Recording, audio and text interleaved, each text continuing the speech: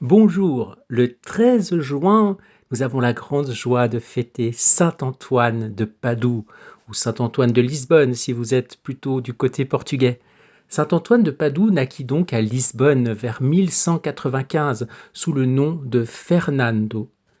Il venait d'une famille noble, chrétienne et bien établie, qu'il aurait volontiers vu suivre une vie honorable selon le monde. Mais Dieu avait déposé en lui une autre fin. Très jeune encore, il entra chez les chanoines réguliers de Saint-Augustin, d'abord près de Lisbonne, puis à Coimbra, où il se forma dans l'étude de l'écriture, de la liturgie et des pères. Là, il reçut une culture théologique solide, mais surtout un sens profond de la vie intérieure. Son âme n'était pas faite pour la médiocrité. Elle cherchait déjà une offrande entière. Le tournant décisif de sa vie fut provoqué par le témoignage des premiers martyrs franciscains du Maroc. Lorsque leurs reliques furent rapportées au Portugal en 1220, Fernando comprit qu'une autre forme de vie évangélique venait de s'ouvrir devant lui, plus nue, plus ardente, plus livrée. Alors il entra chez les frères mineurs et prit le nom d'Antoine. Son désir était simple et absolu, annoncer le Christ aux musulmans et verser son sang pour lui. Il partit donc pour le Maroc. Mais la maladie l'y frappa presque aussitôt.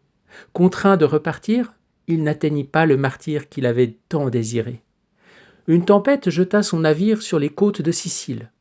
Ce détour inattendu fut la route secrète de la Providence. Dieu n'avait pas refusé son offrande, mais il la transformait. En 1221, Antoine participa au célèbre chapitre des Nattes à Assise. Il y vécut d'abord caché dans l'humilité ordinaire des premiers frères, sans qu'on soupçonnât encore l'étendue de sa science et la force de sa parole. Mais un jour, lors d'une ordination où le prédicateur prévu faisait défaut, on lui demanda de parler. Sa parole étonna tous les frères. On découvrit alors, sous l'habit pauvre et l'attitude effacée, un théologien, un homme d'écriture, un prédicateur brûlant. Et dès lors, les supérieurs l'envoyèrent enseigner et prêcher. Saint François lui-même, avec ce discernement si pur qui le caractérisait, approuva qu'Antoine enseigne la théologie aux frères, à condition que cette science ne nuise jamais à l'esprit de sainte oraison et de dévotion. Ce mot de François dit bien ce que fut Antoine, non un savant sec, mais un homme dont la doctrine restait toujours agenouillée. Sa vie se partagea alors entre la contemplation et l'apostolat. Il enseigna à Bologne, puis dans le midi de la France, notamment à Toulouse, Montpellier et Limoges. Et il prêcha avec une telle force que beaucoup revinrent à la foi catholique. Dans les régions troublées par les hérésies, il se montra ferme dans la doctrine, mais toujours évangélique dans la manière. C'est ainsi qu'il reçut plus tard le surnom de marteau des hérétiques, non comme un homme de violence, mais parce que sa parole brisait les erreurs par la lumière de la vérité.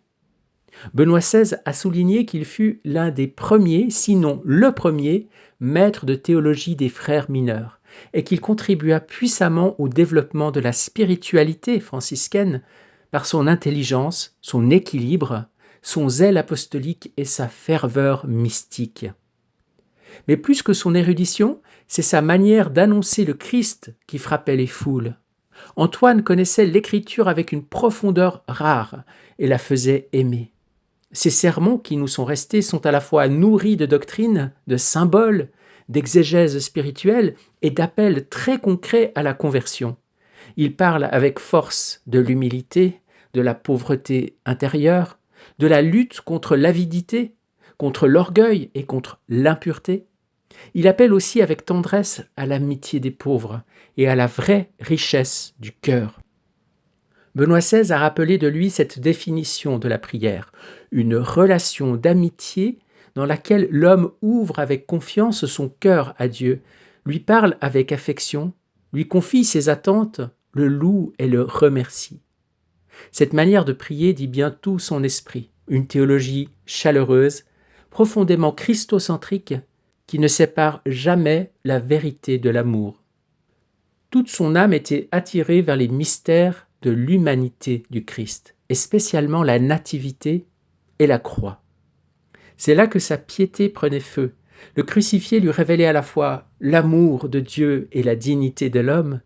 Son langage, souvent très imagé, garde une fraîcheur étonnante. Dans l'un de ses sermons, il écrit « Le buis qui ne monte pas en hauteur ne porte pas de fruits comestibles, mais il reste toujours vert et ressemble ainsi aux chrétiens qui gardent la foi comme perpétuelle verdure. En effet, le mot vert s'applique à celui qui garde sa vertu. » Cette phrase simple est très antonienne. Elle unit la nature, l'image, la morale spirituelle et l'appelle à une fidélité humble mais persévérante. Comme tant de grands saints, Antoine fut aussi entouré de signes merveilleux. La tradition franciscaine et la piété populaire ont gardé le souvenir de nombreux miracles accomplis de son vivant. On pense à la mule agenouillée devant le Saint-Sacrement, au sermon prêché aux poissons lorsque les hommes refusaient d'écouter, au cœur de l'avare retrouvé après sa mort, là où était son trésor, ou encore aux manuscrits de notes volés puis retrouvés, épisode qui a nourri la confiance populaire en son intercession pour retrouver les objets perdus. La tradition la plus tendre est sans doute celle de l'apparition de l'enfant Jésus. Le comte Tizot, passant une nuit près de sa chambre, y aperçut une lumière extraordinaire et vit Antoine en extase tenant dans ses bras l'enfant Jésus. Cette scène a tellement marqué la mémoire chrétienne qu'elle est devenue l'un des traits les plus aimés de son iconographie. Elle exprime plus qu'un miracle, elle dit son intimité avec le Verbe incarné. Vers 1227, il fut nommé ministre provincial des Frères du nord de l'Italie. Il visita les communautés, les affermit, les guida, tout en gardant une préférence pour Padoue et pour les lieux retirés où il pouvait prier. Il aimait alterner les temps d'action intense avec les retraites de solitude. À Brive, à Campo San Piero et dans d'autres lieux, la tradition a gardé mémoire de ces haltes contemplatives. Ce va-et-vient entre la mission et le silence donne à sa figure un équilibre très franciscain. Agir sans se dissiper, se retirer sans se soustraire, et tout rapporter à Dieu. La dernière année de sa vie fut celle d'une immense moisson apostolique. En 1231, à Padoue, il prêcha le carême avec une telle puissance que la ville entière en fut bouleversée.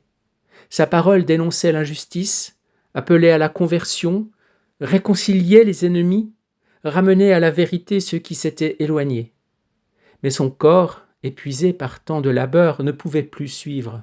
On le transporta vers un lieu plus paisible, mais il s'éteignit en route, à Argela, près de Padoue, le 13 juin 1231, à peine âgé de 36 ans.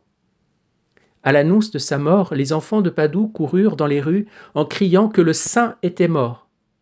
L'élan populaire fut tel que Grégoire IX le canonisa dès l'année suivante, en 1232. Bien plus tard, Pie XII le proclama docteur de l'Église sous le titre de docteur évangélique. Saint Antoine de Padoue demeure ainsi l'une des figures les plus aimées de toute la chrétienté. La piété populaire se tourne spontanément vers lui pour les objets perdus, les causes difficiles, le secours des pauvres, le pain quotidien. Mais si son intercession est si recherchée, c'est que derrière le thaumaturge se tient un saint d'une stature exceptionnelle, un homme de l'Évangile, un amoureux du Christ pauvre et crucifié, un contemplatif devenu prédicateur, un théologien qui ne cessa jamais d'être frère mineur. Chez lui, la science sert la ferveur, la parole sert la conversion et le miracle sert la foi. Il rappelle que la vraie prédication naît d'une vie donnée et que la sainteté la plus rayonnante est souvent celle qui a d'abord accepté d'être cachée. Après avoir contemplé la vie de saint Antoine, il est bon d'entendre maintenant le regard de l'Église sur son œuvre. Benoît XVI nous aide à le découvrir non seulement comme un saint très aimé du peuple chrétien, mais comme un maître spirituel, un théologien de l'Évangile et un guide des âmes. Voici la catéchèse du pape. Au cours de la dernière période de sa vie, Antoine écrivit 2 cycles de sermons intitulés respectivement « Sermons du dimanche » et « Sermons sur les saints », destinés aux prêcheurs et aux enseignants des études théologiques de l'ordre franciscain.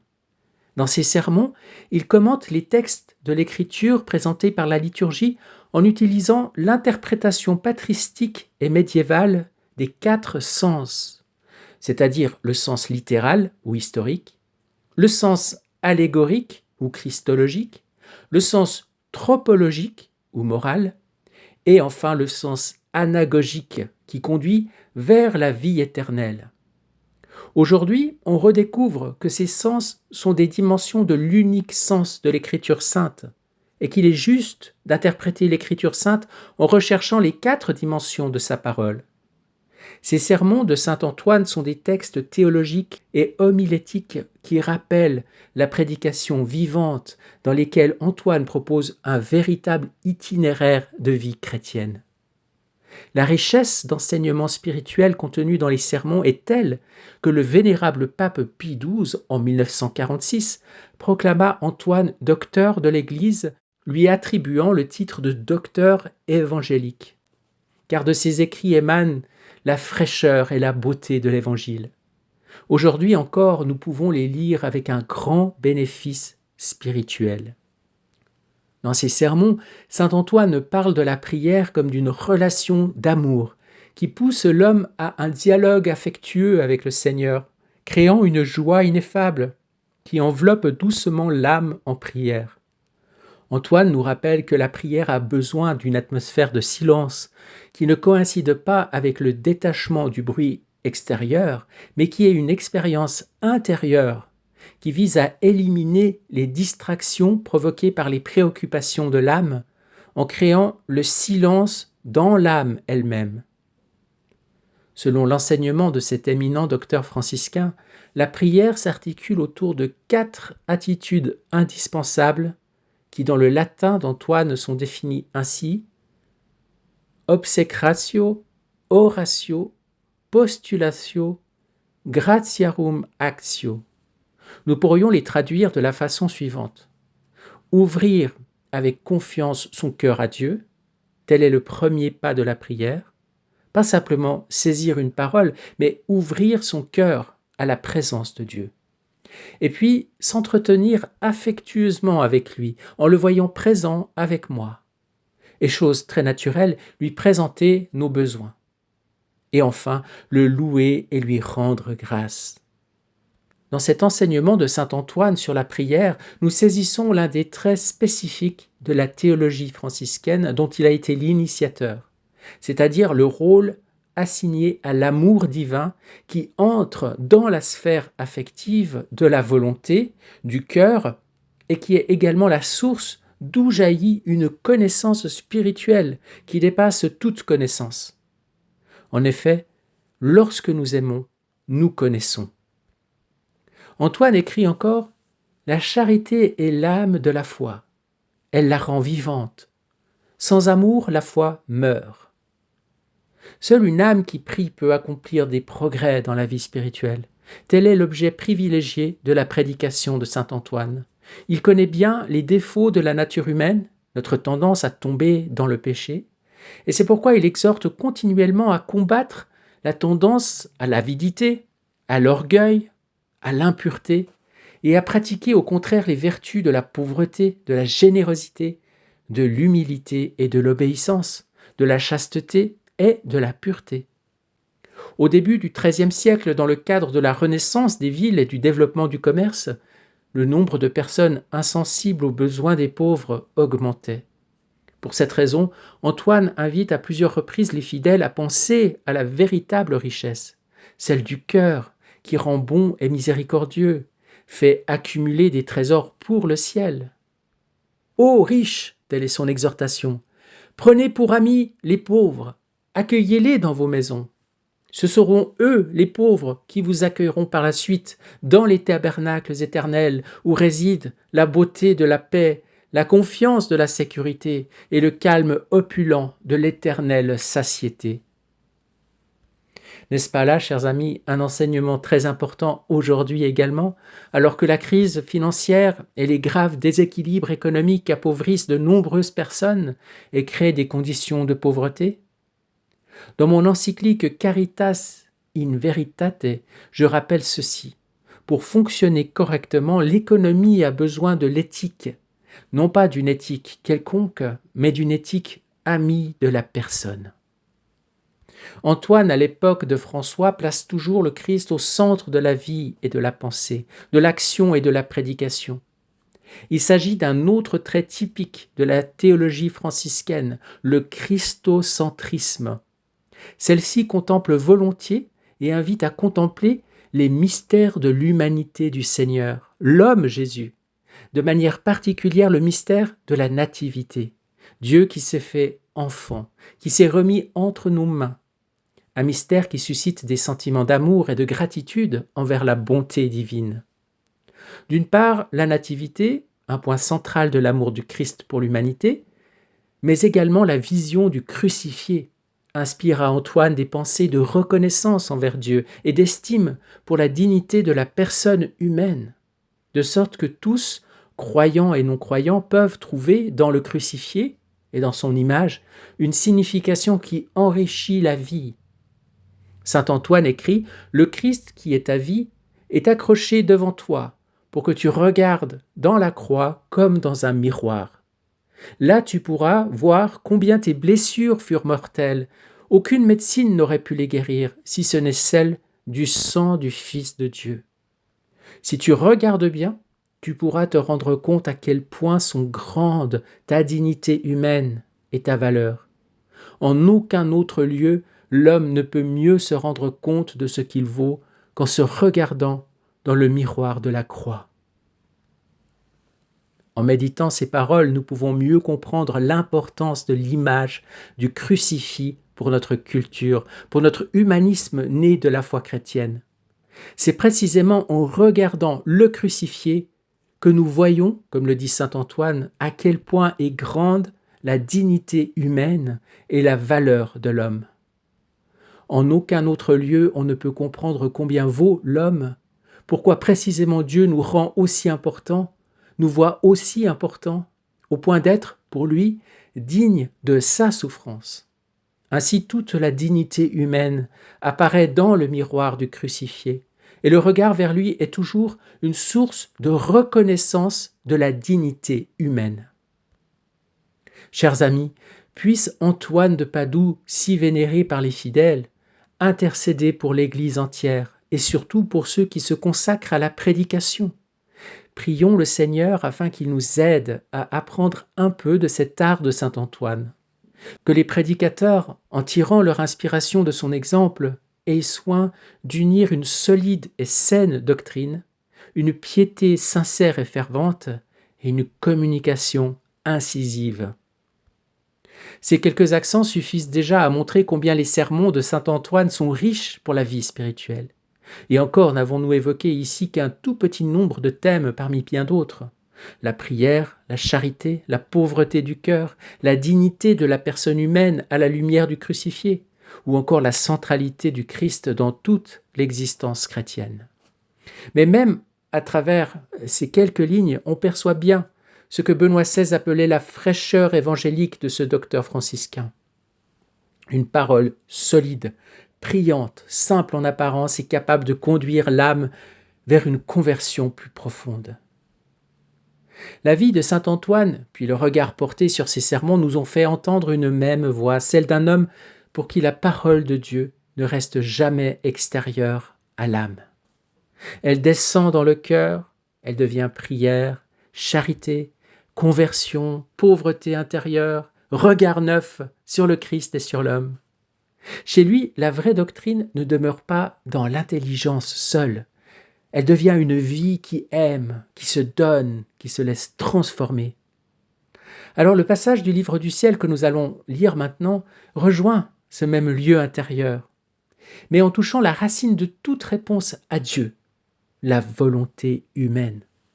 Jésus y montre combien cette volonté est précieuse parce qu'elle seule peut dire librement à son Créateur « Je t'aime ». On peut ainsi laisser résonner ensemble saint Antoine et cette parole du Seigneur. La foi vivante ne consiste pas seulement à connaître le bien, ni même à le prêcher, mais à laisser tout notre être, cœur, intelligence, acte et volonté, répondre à Dieu je t'aime à répondre dans l'amour. Nous sommes au tome 33 du Livre du Ciel à la date du 16 juin 1934. Louisa écrit « Je continue mon abandon dans le divin fiat. Ces actes sont les aliments qui font grandir sa vie en moi. Sa force s'impose sur ma volonté humaine, la ravit, la conquiert dans la sienne et lui dit « Vivons ensemble, et tu seras heureuse de mon propre bonheur.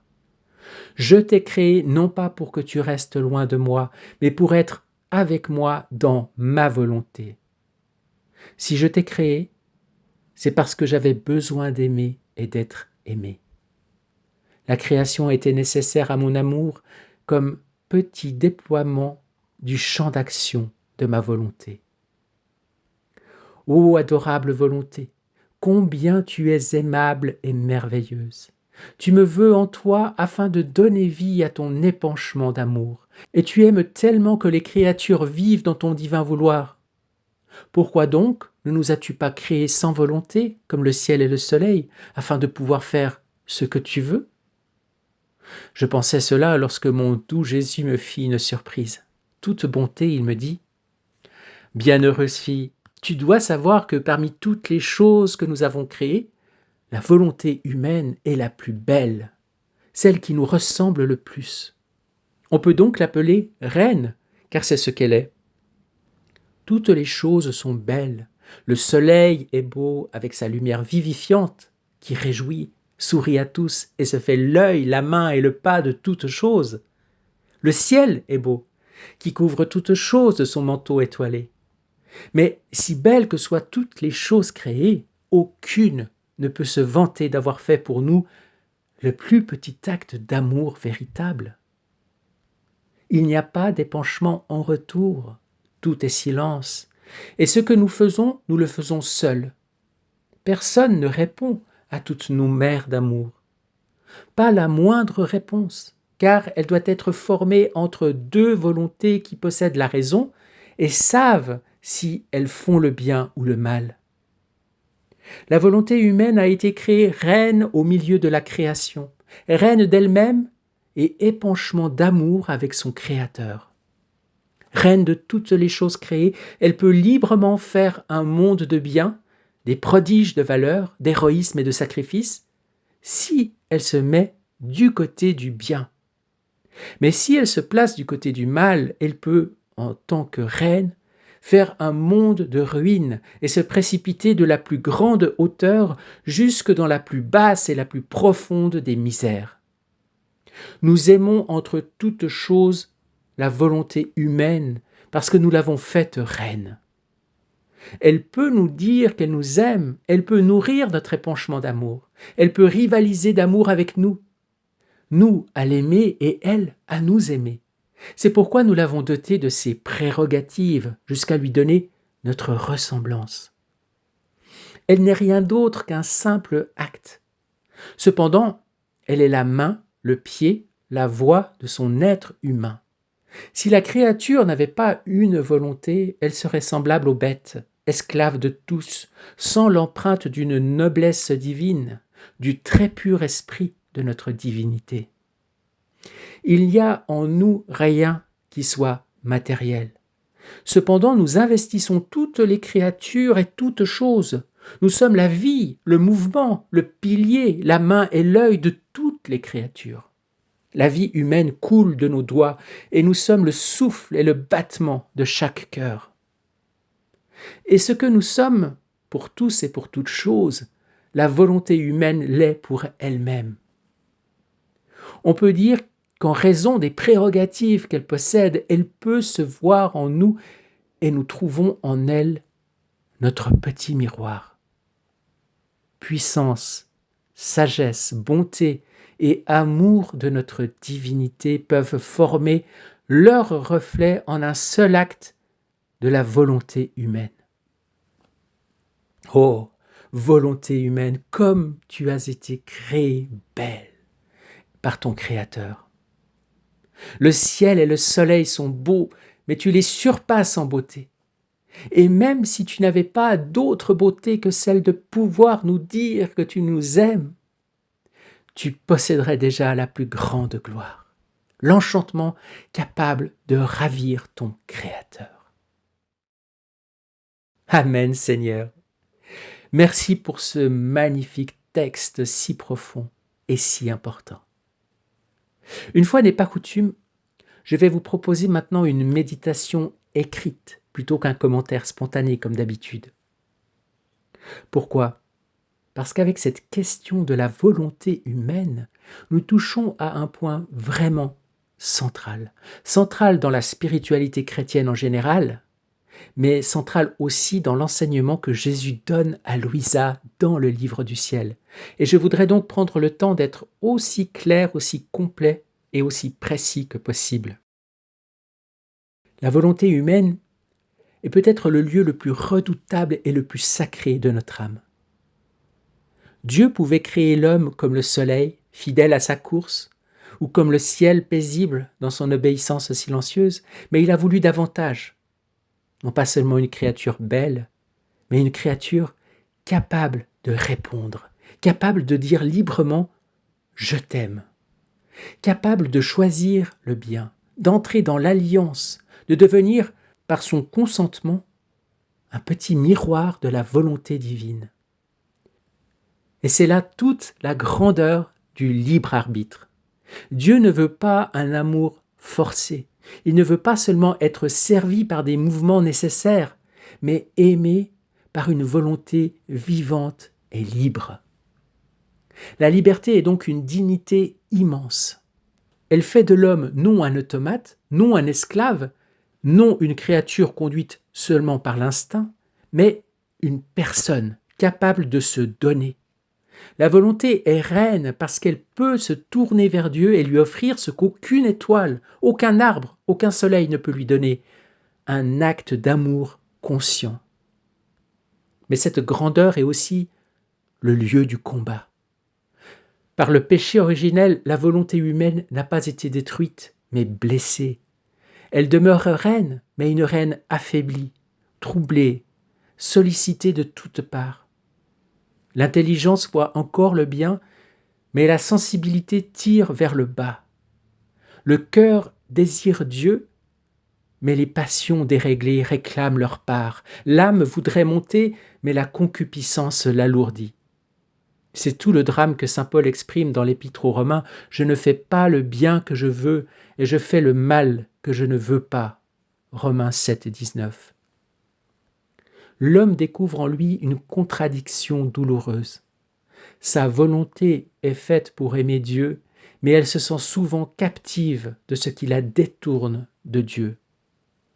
C'est pourquoi la liberté chrétienne n'est pas simplement la possibilité de choisir n'importe quoi. Une telle liberté peut devenir illusion et esclavage. Choisir le mal n'agrandit pas l'âme, cela la disperse, la diminue, la rend servante de ses passions. Le péché promet l'indépendance, mais il produit la captivité. Il promet la possession de soi, mais il livre l'homme à ce qui le domine. La vraie liberté n'est donc pas de pouvoir s'éloigner de Dieu, elle est de pouvoir adhérer à lui sans contrainte dans un amour devenu pur. Alors c'est clair, cette autre parole de saint Paul, là où est l'Esprit du Seigneur, là est la liberté. 2 Corinthiens 3, verset 17. L'Esprit Saint ne supprime pas la volonté humaine, il la délivre. Il ne l'écrase pas, il la relève. Il ne remplace pas notre consentement, il le guérit. Il l'éclaire, le fortifie. Plus l'âme vit sous l'action de l'Esprit Saint, plus elle devient libre parce qu'elle cesse d'être gouvernée par la peur, l'orgueil, les blessures, les impulsions ou les séductions du mal. Elle retrouve sa royauté intérieure. Sainte Catherine de Sienne éclaire admirablement ce mystère. Pour elle, la volonté est comme la porte intérieure de l'âme. Le démon peut rôder autour de cette demeure, frapper à ses fenêtres, troubler l'imagination, agiter la mémoire, exciter les passions, touiller les blessures, mais il ne peut pas forcer le sanctuaire de la volonté. Il peut tenter, assiéger, suggérer, menacer ou séduire, mais il ne peut pas contraindre l'âme à consentir. La tentation peut donc atteindre les abords de la maison intérieure, mais elle ne devient victoire du mal que lorsque la volonté ouvre la porte. C'est pourquoi, même au cœur du combat, l'âme n'est jamais réduite à ses mouvements désordonnés. Une pensée mauvaise n'est pas encore un consentement. Une passion soulevée n'est pas encore une chute. Une peur, une image, une attraction, une blessure ne sont pas encore le règne du péché. Tant que la volonté, même pauvrement, même tremblante, demeure tournée vers Dieu, le sanctuaire profond de l'âme reste gardé. C'est là que Dieu attend notre oui. C'est là que se joue notre liberté. C'est là que l'Esprit Saint vient rendre à la volonté humaine sa beauté première. Ainsi, lorsque Jésus appelle la volonté humaine reine, il révèle à la fois sa grandeur et sa responsabilité. Reine, elle peut faire un monde de bien, des prodiges de valeur, d'héroïsme et de sacrifice, mais si elle se détourne de Dieu, elle peut aussi faire un monde de ruine et tomber de sa hauteur dans les plus profondes misères. La même liberté qui peut aimer peut aussi refuser l'amour. La même volonté qui peut nourrir l'épanchement de Dieu peut aussi se fermer à lui. Et c'est ici que la croix trouve sa place. Elle n'est pas un élément ajouté de l'extérieur à cette méditation sur la liberté, elle est le lieu concret où la liberté blessée redevient libre. Car la volonté humaine, depuis le péché originel, porte en elle une inclination à se préférer elle-même, à se reprendre, à vouloir posséder, contrôler, éviter la souffrance, chercher sa satisfaction propre. C'est ce que saint Paul appelle le vieil homme, cette manière ancienne d'exister, centrée sur soi, que le baptême a déjà condamné à mourir, mais qui continue de réclamer sa place dans les mouvements concrets de l'âme. La croix intervient précisément là. Elle n'est pas d'abord la souffrance pour la souffrance, elle est le point où ma volonté propre rencontre la volonté de Dieu et doit choisir. Se fermer, se défendre, se raidir, ou alors s'abandonner. Elle est donc le lieu du consentement. Sans la croix, la liberté reste souvent théorique. Je dis que j'aime Dieu, mais tant que sa volonté coïncide avec mon goût, mon confort, mes plans, mon petit bonheur, je ne sais pas encore jusqu'où va mon amour. La croix, elle, révèle la vérité de la volonté. C'est pourquoi Jésus dit, si quelqu'un veut venir à ma suite, qu'il renonce à lui-même, qu'il prenne sa croix et qu'il me suive. Matthieu 16, 24. Le renoncement à soi n'est pas la destruction de la personne, c'est la déposition du faux moi, du moi captif, du moi qui veut être son propre centre. La croix ne supprime pas la volonté humaine, elle la purifie de la volonté propre, c'est-à-dire de cette volonté repliée sur elle-même qui confond la liberté avec l'indépendance. Il faut donc distinguer deux choses. La volonté humaine en tant que faculté créée par Dieu, elle est belle, noble, royale. Elle est le sanctuaire du oui, la capacité d'aimer, de répondre, de se donner. Mais la volonté propre, au sens spirituel, est la volonté humaine lorsqu'elle se sépare de Dieu, lorsqu'elle veut régner seule, lorsqu'elle se fait mesure du bien et du mal. Ce n'est plus alors la reine tournée vers son Créateur, c'est la reine devenue usurpatrice dans son petit royaume intérieur. La lutte chrétienne ne consiste donc pas à anéantir la volonté, mais à la convertir. Il ne s'agit pas de ne plus vouloir, mais il s'agit d'apprendre à vouloir avec Dieu. Là se comprend toute la parole de Jésus à Gethsémani. Non pas ma volonté, mais la tienne. Luc 22, 42. Le Christ ne montre pas une absence de volonté humaine, au contraire, il montre une volonté humaine parfaitement libre, parfaitement aimante, qui traverse l'angoisse, la répugnance naturelle et qui se remet tout entière au Père.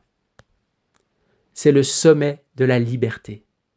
Dans cette lumière, le sacrifice n'est pas une perte stérile. Il est l'acte par lequel la volonté blessée se laisse arracher à l'esclavage de ses attachements. Chaque sacrifice vrai coupe un lien désordonné, non pour appauvrir l'âme, mais pour lui rendre sa disponibilité. Je renonce à une satisfaction immédiate pour retrouver un amour plus grand.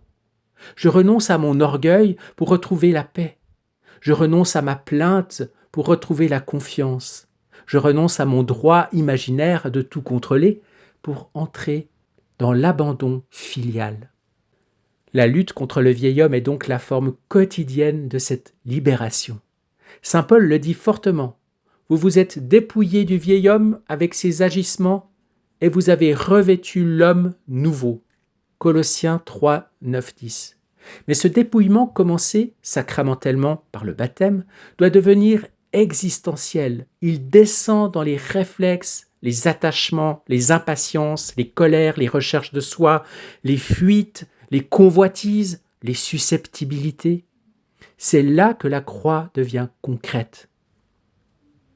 Elle peut prendre des formes très humbles, accepter une contrariété sans se révolter, se taire quand l'amour demande le silence, parler quand la vérité demande le courage, pardonner quand l'amour-propre réclame réparation, persévérer dans le devoir quand la sensibilité ne suit plus, offrir une humiliation sans se durcir, rester fidèle dans l'aridité, ne pas reprendre à Dieu ce qu'on lui avait donné. À chaque fois, une question se pose dans le sanctuaire de la volonté. Qui va régner ici ? Le vieil homme, avec ses droits, ses peurs, ses passions, ses exigences ? Ou alors l'Esprit du Seigneur qui seul donne la vraie liberté ? Et c'est précisément dans ces moments que l'enseignement de sainte Catherine de Sienne prend toute sa force. Le démon peut assiéger l'âme, exciter le trouble, réveiller les passions, faire pression sur l'imagination, mais il ne peut pas forcer la volonté. Or la croix est souvent le moment où l'assaut devient plus intense, parce que la volonté est appelée à ne pas céder. Elle demeure comme une citadelle intérieure, blessée, éprouvée, parfois tremblante, mais encore capable de dire oui à Dieu. Et ce oui, même pauvre, suffit à garder l'âme dans la liberté.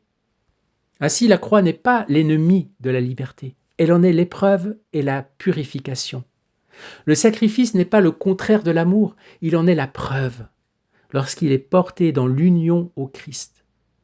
La mort du vieil homme n'est pas la mort de la personne, elle est la mort de ce qui l'empêchait d'être pleinement enfant de Dieu.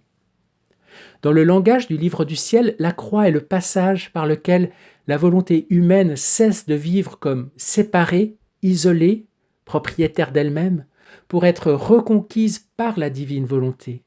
Elle ne disparaît pas, elle s'unit. Elle ne devient pas passive, elle consent. Elle ne perd pas sa dignité royale, elle apprend enfin à régner en Dieu, avec Dieu et pour Dieu. D'où l'importance de ce simple acte intérieur, vouloir Dieu, même pauvrement, même au milieu de la faiblesse, même quand tout en nous est agité. Dire « Seigneur, je veux vouloir ce que tu veux. Je te donne ma volonté blessée, afin que ta volonté la guérisse, la fortifie et l'unisse à la tienne. » Ce consentement humble devient déjà une victoire. La volonté humaine, en se livrant à la divine volonté, ne perd pas sa noblesse, elle la retrouve. Elle ne devient pas moins libre, elle devient libre de la liberté même des enfants de Dieu. Et alors s'accomplit le grand dessein évoqué dans ce passage du livre du ciel. Dieu trouve enfin une créature qui lui répond.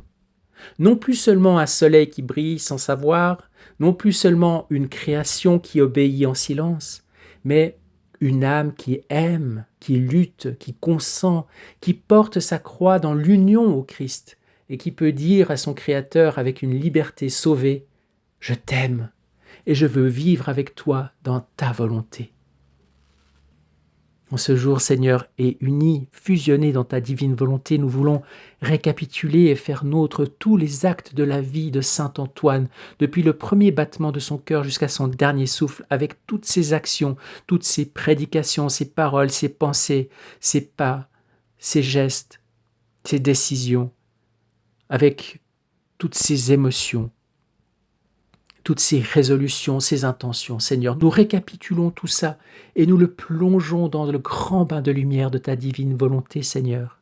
Et avec toi et par toi et en toi, nous réordonnons tout dans l'ordre divin et nous apposons le sceau de ta divine volonté sur chacun de ces actes. Et nous t'offrons le tout avec notre petit amour plongé dans ton divin amour, Seigneur, au nom de tous et pour tous, pour te remercier, te bénir, t'adorer, te glorifier, te rendre grâce. Merci Seigneur pour tous les saints que tu nous donnes, pour saint Antoine et son magnifique parcours, pour ses sermons magnifiques, pour tout ce qu'il a apporté à l'ordre franciscain, à l'Église et au monde entier. Nous voulons récapituler aussi tous les actes de ses frères franciscains et te les offrir en ce jour, Seigneur, pour te réjouir et réjouir le ciel, tous les habitants de la céleste patrie. Et nous voulons te demander que ton règne vienne, Seigneur. Viens établir ton règne dans nos cœurs et dans le monde entier. Que ton règne vienne et que ta volonté soit faite sur la terre comme au ciel, partout et en tous et toujours. Amen. Oui, en ce jour, Seigneur, que ton soleil divin se lève en nous. Que nous soyons jamais séparés de toi, mais toujours agissant dans ton divin vouloir. Que nos actes soient unis aux tiens et que fusionnés dans ta divine volonté, nous opérions en toi, Seigneur, et que tu opères en nous, afin que nos actes soient reconnus par toi comme tes propres actes divins, inséparables de toi. Nous voulons marcher dans tes pas. Nous voulons que tes œuvres puissent être faites par nos mains. Nous voulons être ton regard, ton ouïe, ta parole, ton goût, Seigneur. Nous voulons, à travers la divine volonté, nous déverser dans toutes les âmes, dans toutes les pensées des âmes pour y mettre des pensées d'amour, de bénédiction, d'action de grâce et de paix. Fais venir, Seigneur, cet air de paix sur la terre, nous te le demandons. Donne-nous la grâce de la souvenance afin que jamais nous nous séparions de toi en ce jour. Gloire à toi, Seigneur, sois béni, infiniment loué et adoré. Amen. Fiat. Bonne journée et à demain. Soyez bénis.